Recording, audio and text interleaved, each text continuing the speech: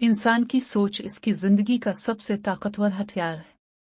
मुस्बत सोच मुश्किलात को आसान बना देती है। खौफ अक्सर हकीकत से बड़ा लगता है, मगर हकीकत हमेशा छूटी निकलती है। इंसान की आदतें उसकी शख्सियत को बनाती या बिगाड़ती हैं। दिमाग वही चीज़ ज्यादा देखता है जिस पर हम ज्यादा सोचते हैं। एहसासात को दबाना नहीं, समझना जरूरी है।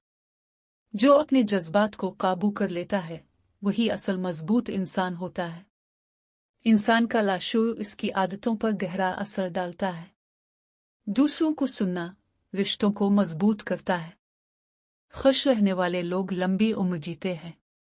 इंसान अपने आप को जैसा समझता है वैसा ही बनने लगता है। ज्यादा सोचना अक्सर ज़हनी दबाव का सबब बनता है।